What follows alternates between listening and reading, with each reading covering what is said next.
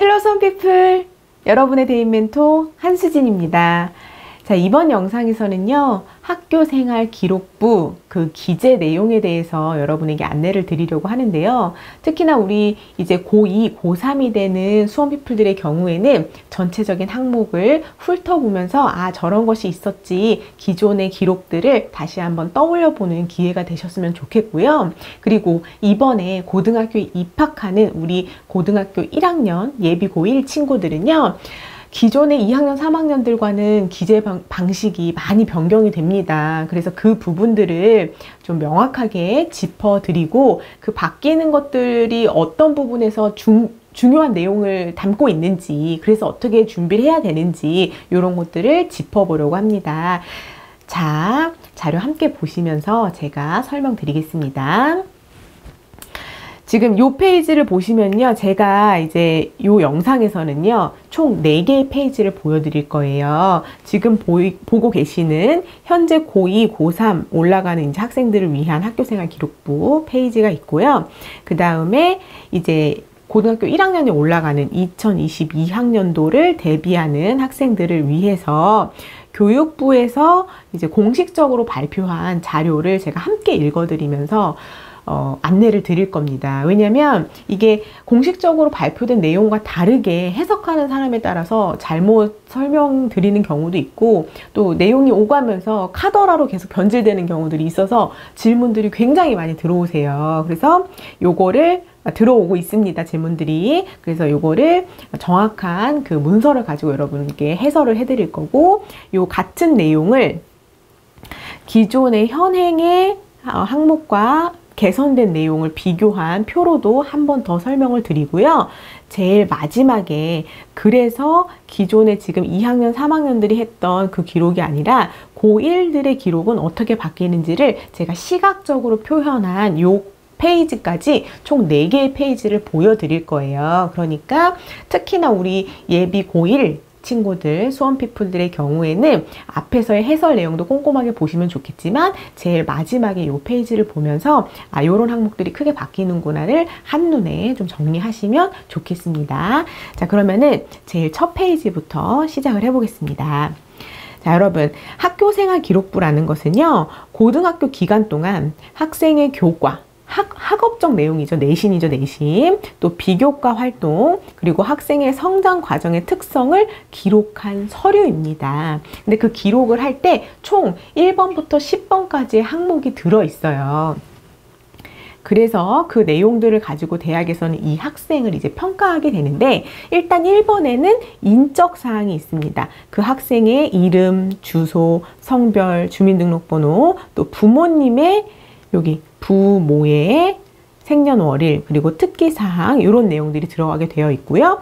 2번은 학적사항이에요. 어느 중학교 졸업했습니다. 어느 고등학교에 입학했습니다. 뭐 전학 왔습니다. 이런 내용들이 이제 기록되어 있는 게 학적사항입니다.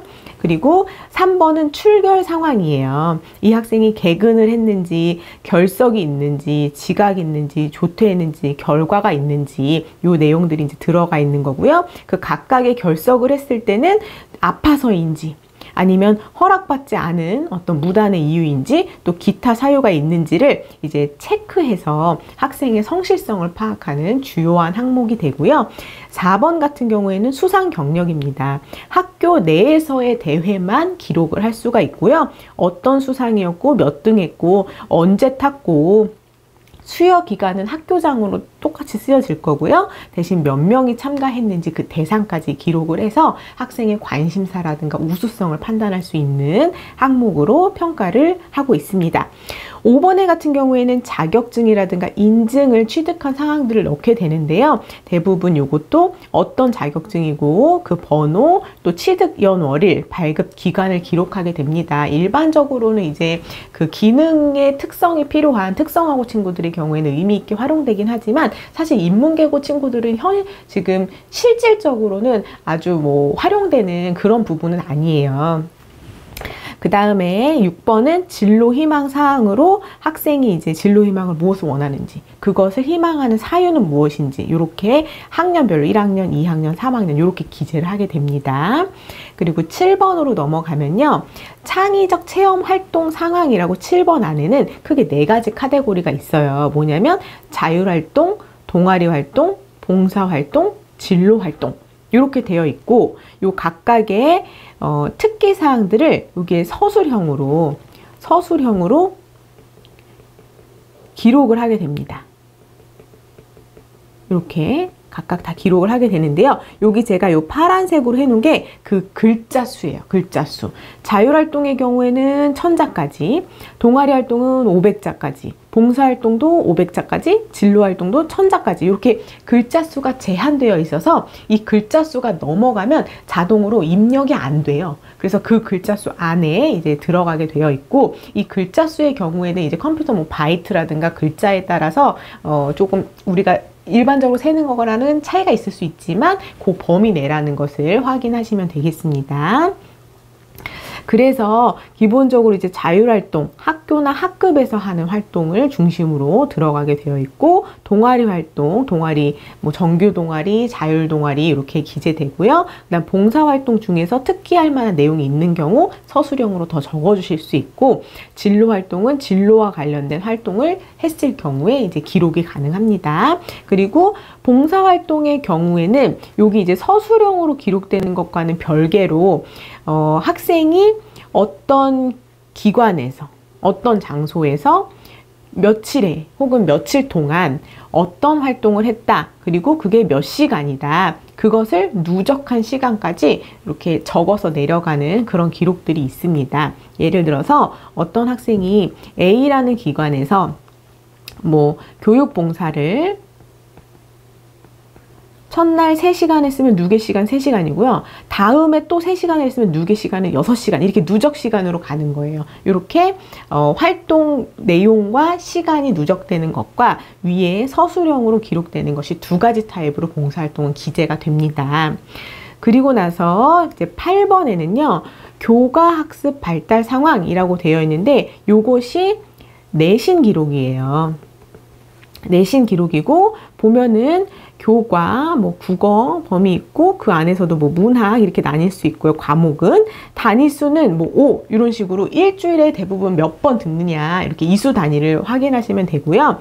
여기 보면 원점수, 시험에 대한 원점수, 과목 평균, 표준 편차 이렇게 기록을 하고, 성취도, 수강자 수 이렇게, 그 다음에 등급, 현재는 이렇게 2, 3학년들은 기재가 되고 있습니다. 그래서 확인해 주시고요.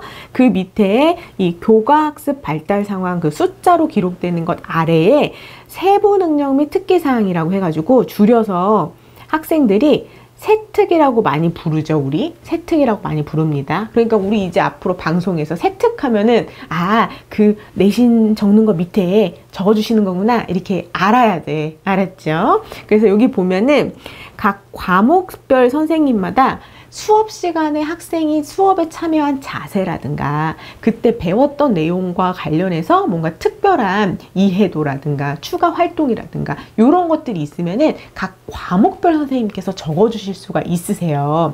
그래서 보면은 아까 이 학생이 국어, 문학을 이수를 했잖아요. 그러면은 국어 선생님께서 여기는 이제 문학 이렇게 과목으로 들어갑니다. 과목명으로 이렇게 해가지고 1학기 이렇게 써가지고 학생이 어떠어떠한 자세로 뭘 또 배웠고 막 이렇게 써주세요. 그리고 2학기 또 따로 들어갈 수 있고 이렇게 해서 각 과목마다 500자씩 기록이 가능하고요. 그리고 제일 마지막에 개인별 세특으로 또 500자가 기록이 가능하죠. 그래서 이게 각 과목마다 좀 충실하게 학생이 수업에 참여했는지 안 했는지를 파악할 수 있는 아주 중요한 항목이 됩니다. 그리고 마찬가지 내용으로 이게 주요 과목뿐만 아니라 체육, 예술, 음악, 미술에서도 똑같이 여기 이제 특기 사항이 있죠. 그래서 성취도도 성취도지만 이게 뭐 ABC로 이제 나뉠 수 있잖아요. ABC로 성취도도 성취도가 기록이 되긴 하지만 여기 특기 사항으로 체육, 해가지고 선생님께서 짜라락 이제 수업 시간에 참여했던 내용들을 써주실 수가 있습니다. 그리고 9번의 경우에는 이제 독서 활동 상황, 학생이 독서 기록이 들어가게 될 거고요. 거기는 과목 또는 공통 영역으로 이제 기재가 되고, 독서 활동에는 책의 제목과 저자의 형식으로만 기재가 됩니다. 그리고 제일 마지막에 10번에 행동 특성 및 종합 의견이라고 해가지고 담임선생님께서 1년을 쫙 지켜보시고서 이 학생에 대한 내용을 적어주시는 거예요. 이 학생은 뭐 학업적 측면에서는 이렇고, 인성적 측면에서는 이랬고, 우리 학급 내에서 단체 활동을 할 때는 어땠고, 이런 내용들을 전체적으로 종합 의견을 적어주시는 거세요. 그래서 기본적으로는 한 학년당 1000자씩 기록이 가능합니다. 그래서 2학년 때 또 1000자 기록 가능하고요. 3학년 때의 경우에는 이 행동 특성 및 종합 의견은 제가 1년을 돌아보면서 담임선생님께서 적어주시는 거라고 했잖아요. 그런데 우리가 대학에 수시 전형 지원을 할 때는 3학년 1학기 때 수시 전형 지원을 하기 때문에 사실 우리가 3학년 행동 특성 및 종합 의견은 기록이 안 된 상태로 대학에 지원을 하게 됩니다. 그러니까 지금 고2, 고3 친구들은 1학년, 2학년 때까지의 행동특성 및 종합의견의 내용이 상당히 중요하다. 요거를 기억을 해주셨으면 좋겠어요. 그래서 요 표를 한 번에 보시면은, 아, 학교생활 기록부라는 것이 총 1번부터 10번까지의 항목으로 구성되어 있는데 각각에는 어떤 내용들이 들어가고 있구나를 확인하실 수 있고요. 지금 2학년, 3학년 수험피플들은 나의 지난 학년의 내용들을 어떤 내용이 들어갔는지를 쫙 훑어보시면서 부족한 내용이 있다면 그것을 다음 학년에서 채울 수 있게끔 각 항목별로 비교해서 꼭 준비를 해주셔야 되겠습니다. 이해되셨죠? 자, 이제 그렇다면은 이 내용과는 기재사항이 많이 변경되는 예비 고1 학생들의 내용으로 들어가 보겠습니다. 자, 2022학년도 대학 입학제도 개편 방안 및 고교 교육 혁신 방향에서 2018년 8월 17일에 교육부에서 이제 발표를 했고요. 이 내용을 하나하나 살펴볼게요. 보면은 과도한 경쟁 및 사교육 유발 요소 항목, 이것들을 이제 없애기 위해서 항목을 이제 정비했어요. 그래서 보면은 맨 처음에 인적 사항과 학적 사항입니다. 1번에 앞에서 보셨죠? 1번에 인적 사항에 학생에 대한 정보뿐만 아니라 부모님의 성함과 생년월일이 기재되어 있었어요. 근데 그 부모 정보는 이제 삭제합니다. 그래서 온전히 학교생활 기록부에는 학생에 대한 인적 사항만 들어가게 되어 있어요. 그리고 두 번째는 이 인적 사항과 학적 사항을 하나로 통합해서 이제 묶어서 1번, 2번이 원래 나눠져 있었는데 함께 묶여서 진행이 된다. 그러다 보니까 이제 그럼 뭐가 들어가냐? 여기에는 이제 학생에 대한 정보랑 학생의 학적 정보만 들어가게 됩니다. 그 다음에 두 번째가 수상 경력이에요. 수상 경력. 그러면 아까 제가 앞에서 설명드렸죠. 학생이 대회에 쫙 참여하면서 상을 쭉쭉쭉쭉 타면 그 수상 내용이 쫙쫙쫙쫙쫙 기록이 되는 거였어요. 근데 여기 보시면 현행대로 기재는 하되, 여기가 포인트입니다. 학생이 대회에 참여해서 10개의 상을 타면요, 10개가 다 기재는 그대로 돼요. 10개를 다 기재는 합니다. 그러나 대입에 제공할 때는 수상 경력 개수를 제한해요. 몇 개로 제한하냐면 한 학기당 1개. 그럼 우리 총 몇 학기입니까? 1학년 1학기, 2학기, 2학년 1학기, 2학기, 3학년 1학기, 2학기. 그러니까 총 3년을 해보면은 6개까지 제공이 가능하다는 얘기예요. 그러나 현실적으로는 우리 수시 지원 언제 합니까? 3학년 1학기 때 하니까 현실적으로는 5개까지 사용을 하게 될 거다. 이렇게 확인하시면 돼요. 그럼 무슨 얘기냐? 이 학생이 대회에 참여해서 총 10개 수상을 했습니다. 3학년 1학기까지. 그러면 기재는 10개가 다 되는 거예요. 10개가 다 되지만 대학에다가 생계부를 제공할 때는 그 중에서 한 학기당 한 학씩만 뽑아서 총 5개까지만 보낼 수가 있다는 거예요. 이해되셨나요? 그러니까 어떤 학생은 1학년 1학기에 상을 못 탔어요. 그리고 1학년 2학기에만 상을 몰아서 탔어. 그러면 그 학생은 1학년 1학기에는 상이 비는 거예요. 대신 1학년 2학기에 탔던 것 중에 또 하나밖에 못 골라. 그렇게 보여줄 수 있는 거예요. 이해되셨죠? 그러나 현행대로 기재는 다 되어 있다. 나이스 들어가서 보면 내 내용은 내가 다 보인다. 선생님이 띄워주시면 거기는 다 보일 수는 있다. 이해되셨죠? 그 다음에 이제 이 수상 경력 요걸 제일 많이 물어보셨고, 그 다음에 또 많이 물어보신 게 뭐냐면, 자율 동아리요, 멘토님, 기록이 안 되는 건가요? 그게 아니라, 기재하는 동아리 개수를 학년당 1개로 제한한다. 기재할 수 있는 걸 학년당 1개로 제한한다. 그리고 객관적으로 확인이 가능한 사항만 기재를 한다. 그래서 보면은 동아리명 이름이랑 간단한 동아리 설명을 한글 30자 이내, 공백 포함해서 30자 이내로 적는데요. 굉장히 심플하게 적을 수밖에 없습니다. 기존에는 우리가 동아리 활동 적을 때요, 막 구구절절하게 썼거든요. 물론 500자 내라는 걸 뭐 넘어갈 수는 없겠지만 그 활동 중에서도 좀 의미 있게 했던 활동을, 특히나 이런 동아리에서 어떤 활동을 했다라는 포인트를 짚어서 쓸 수가 있었는데, 이제는 간단한 동아리 설명 정도밖에 들어가지가 않아요. 이해되셨나요? 그러니까 이 동아리의 명이라든가 이름이라든가 동아리의 어떤 활동 목표가 좀 매력적으로 구성이 되어야지만 어필할 수 있을 것 같습니다. 그래서 이제 중요한 거는 여기서 질문 뭐가 나오냐면, 이게 자율 동아리 학년당 하나이기 때문에 정규 동아리랑 교육과정에 이제 편성된 정규 동아리 있죠. 그 정규 동아리 하나랑 자율 동아리 이렇게 2개만 기록이 가능한 거예요.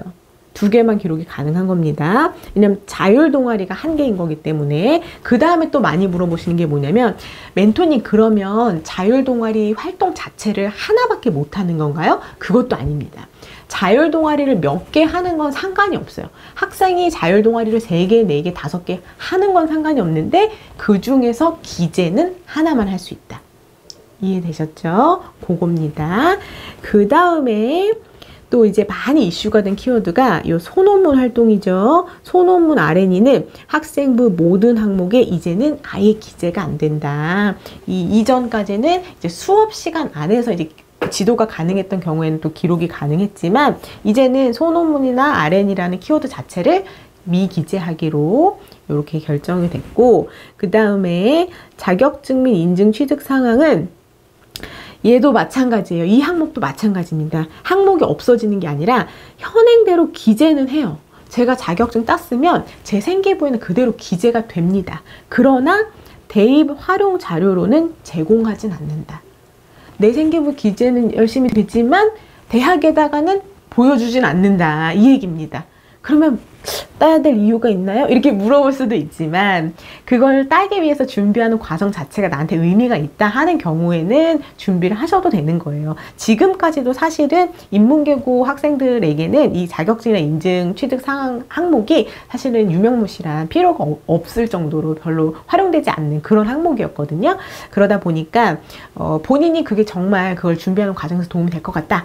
따라. 그리고 기재도 된다. 그러나 대학에는 보여주진 않을 거다. 이렇게 되어 있고, 그리고 외부 활동보다는 학교 내에 정규 교육과정 교육활동 중심의 기록을 더욱더 강화를 하겠다. 그래서 청소년 단체 활동조차도 학교 밖의 청소년 단체 활동은 미기재한다.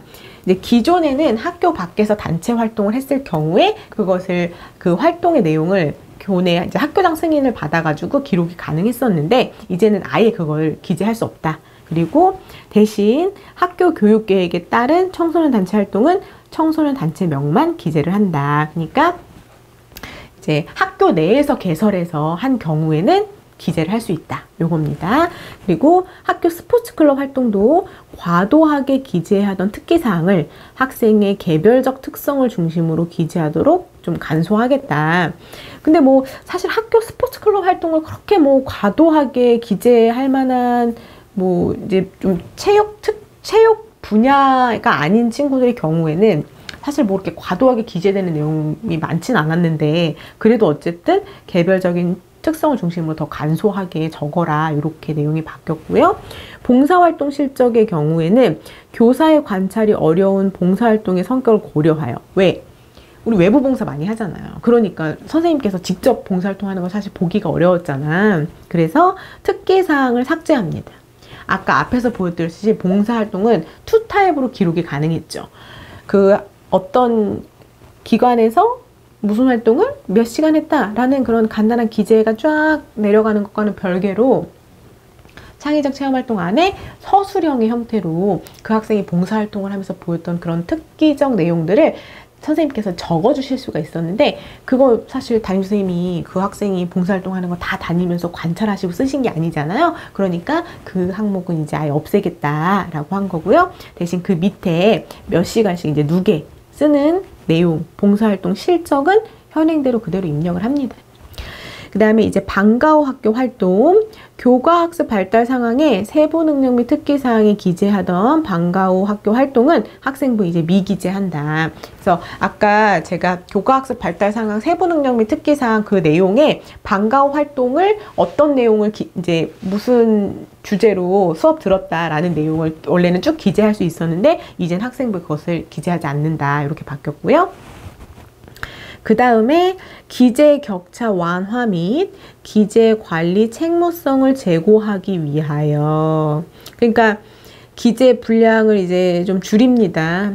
선생님께서 기재 부담되셨대요. 그리고 선생님 간의 기재 격차도 있었어. 어떤 선생님은 천자 꽉꽉 채워서 쓰시는데 어떤 부분은 또 적게 써주시면 격차가 크니까 그 부분을 고려해서 글자 수를 조절했다. 그래서 기존에는 이게 자율 동아리 봉사 진로가 1500, 500, 1000이었는데 자율 동아리 봉사 진로를 500, 500, 700 이렇게 줄인다고. 그리고 아까 위에서 이 봉사 내용은 이제 기재 안 하기로 했죠. 서술을. 그래서 글자 수가 이제 줄어들었다. 그리고 행동 특성 및 종합 의견 맨 마지막에 담임선생님께서 그 학생이 1년간의 내용을 서술해 주신 내용이 있었잖아요. 그것도 1000자에서 500자로 이제는 줄어듭니다. 그래서 전체 창체 특기사항과 행동 특성 종합 의견에 쓸 수 있던 글자가 총 4000자였는데 이제는 2200자로 반 정도로 줄어들어요. 그래서 요 부분, 요런 내용들이에요. 요게 지금 여러분 요 교육부에서 이 혁신 방향에 대해서 나온 이게 공식 자료이기 때문에 요 내용을 그렇게 꼼꼼하게 읽어보시면 이제는 헷갈리실 일이 없는 겁니다. 그리고 요 내용을 그대로 다음 페이지에서는 똑같은 자료예요. 제가 똑같은 자료라는 걸 보여드리기 위해서 요거를 한 번 더 붙였고요. 요거를 비교표로 만들어준 거예요. 이것도 제가 만든 거 아닙니다, 여러분. 교육부에서 나온 그 표예요. 교육부에서 나온 그 자료에 들어있는 표예요. 그래서 보면은 아까 그 1번 요 인적사항, 학적사항, 요거 학적사항과 인적사항을 통합하겠다. 부모 정보는 그리고 가족 변동사항 그 부모님에 대한 내용은 삭제한다. 앞에 설명드렸죠. 그 다음에 출결사항에서 질병, 무단, 기타 이렇게 있었어요. 질병, 무단, 기타. 이 학생이 아파서 빠지면 질병. 이유 없이 빠지면 무단. 뭔가 뭐 가정에 뭐 이유라든가 이런 게 있으면은 기타. 이렇게 갈 수 있는데 그때 요 무단이라는 말이 너무 좀 어감이 좀 그렇다. 그러면서 이 무단이라는 말을 미인정으로 바꾸기로 했습니다. 인정받지 못한 결석입니다. 어쨌든 뭐 의미가 뭐 크게 달라지진 않아요. 그 다음에 수상 경력의 경우에는 내용은 그대로 기재를 하되 상급 학교에 진학할 때만 수상 경력 개수를 제한해서 한 학기당 하나로 제한해서 한다. 그러나 실제로 내가 탄 수상이 다 없어지는 건 아니고 기재는 다 되어 있다.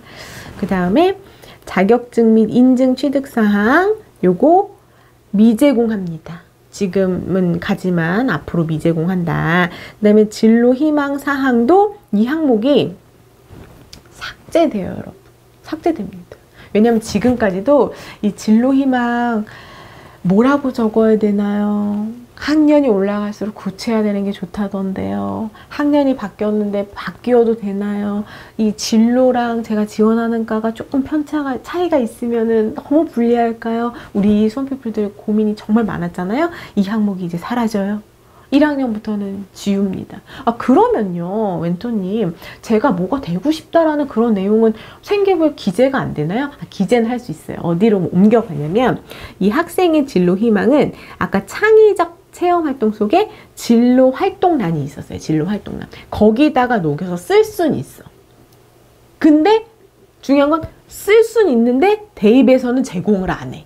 그러니까 대학에서는 여러분이 뭐가 되고 싶다는 얘기는 볼 수가 없어요. 그럼 뭐가 중요해? 이제는 나머지 각각의 활동들에서 저 이 분야에 관심이 있어요. 어떤 게 되고 싶은 그 진로에 제가 관심이 좀 있습니다를 다른 세특이라든가 뭐 다른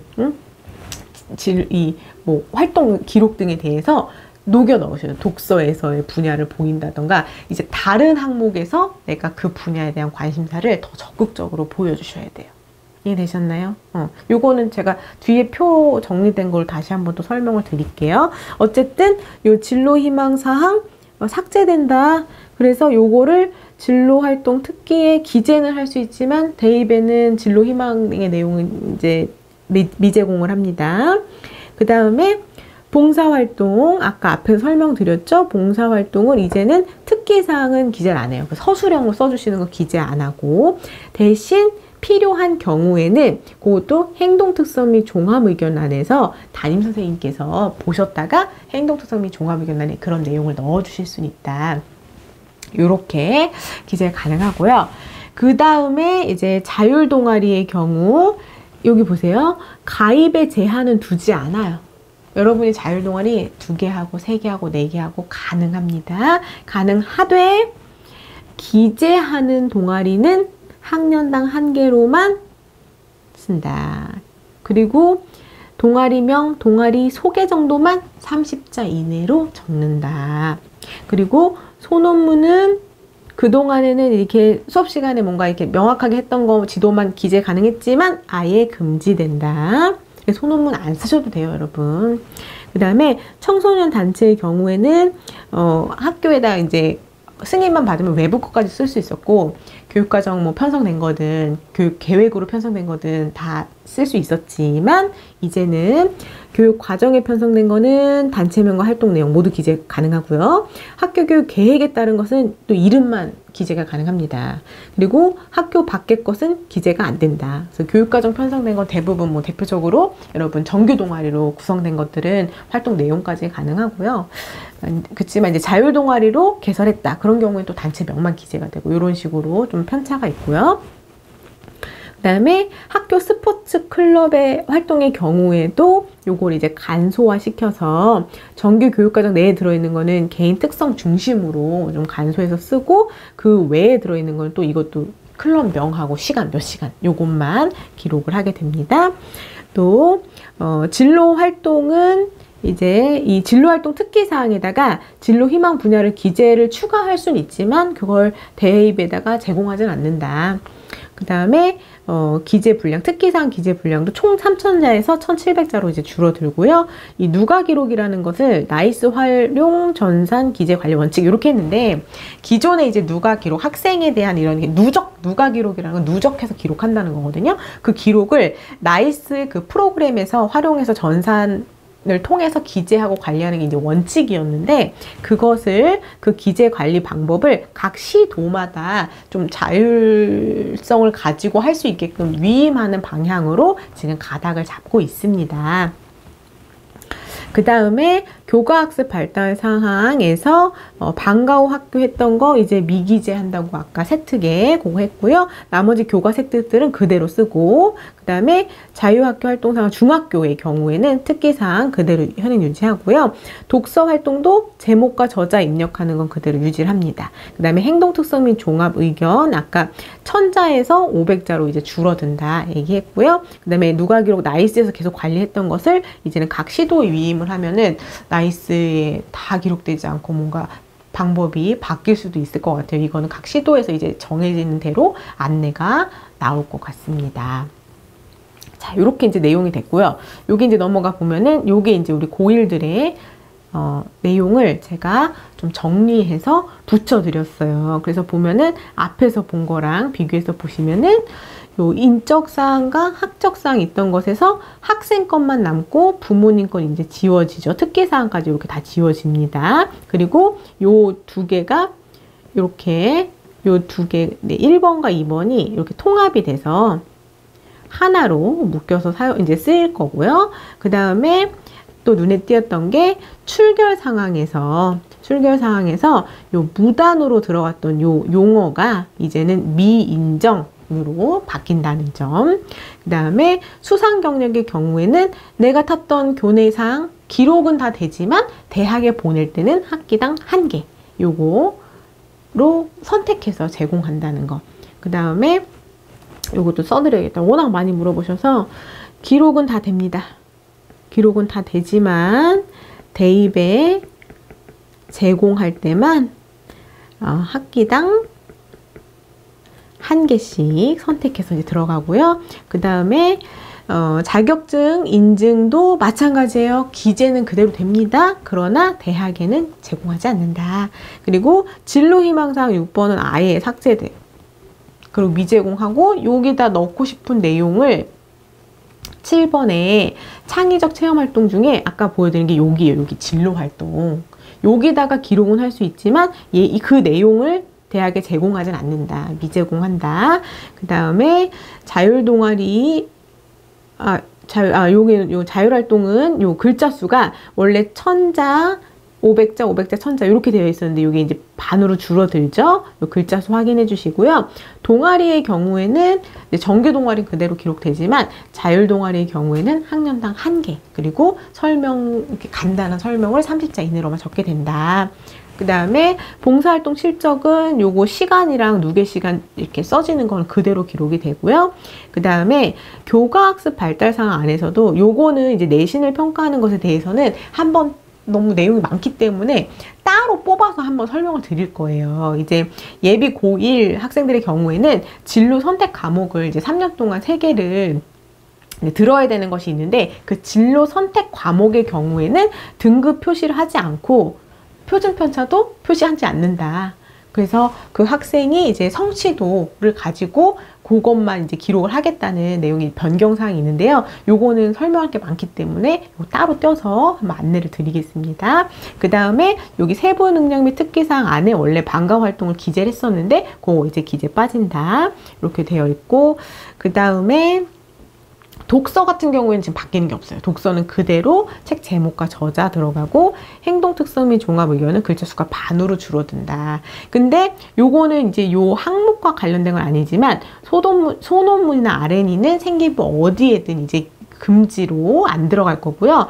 그 다음에 요 생계부 기재랑은 생계부 안에 들어가는 내용은 아니지만 예비 고1 친구들부터 이제 교사 추천서를 원래는 제출했던 그 대학들이 다 교사 추천서를 받지 못하게 이제 교사 추천서 작성이 폐지가 됩니다. 그럼 제가 이 얘기를 여기다 왜 써놨냐면요. 교사 추천서가 폐지가 되기 때문에 선생님께서 이 학생에 대해서 대학에 추가적으로 설명하고 싶던 내용을 이제 말할 수 있는 기회가 없잖아요. 그러니까 무엇의 중요성이 더 커진다? 바로 이 담임 선생님께서 써줄 수 있는 행동 특성 및 종합 의견 그리고 선생님께서 각 과목별 선생님께서 쓰실 수 있는 세부 능력 및 특기사항 이 내용들이 너무 중요해지는 거예요. 마찬가지입니다. 동아리 활동 선생님께서 적어주시는 동아리 활동 자율활동 이 내용들이 너무너무나 중요해지는 거예요. 교사 추천서가 또 아예 없어지기 때문에. 이해되셨나요? 그래서 제가 요 예비고 학생들을 위해서 수험피플들을 위해서 이렇게 한눈에 보실 수 있게 표로 정리를 해드렸으니까 요 내용까지도 아마 한 번만 보셔서는 한눈에 확 들어오진 않으실 거예요. 그래서 제일 앞에 2학년 3학년들 이렇게 기록을 했구나 라는 그 항목부터 이 바뀌는 내용까지를 한 번에 보시면은 바뀌는 그 중점들이 어떤 포인트인지를 확인을 하셔야 얘가 줄어드니까 이 부분이 더 중요해지는구나를 조금 더 명확하게 이해하실 수 있을 겁니다. 감사합니다.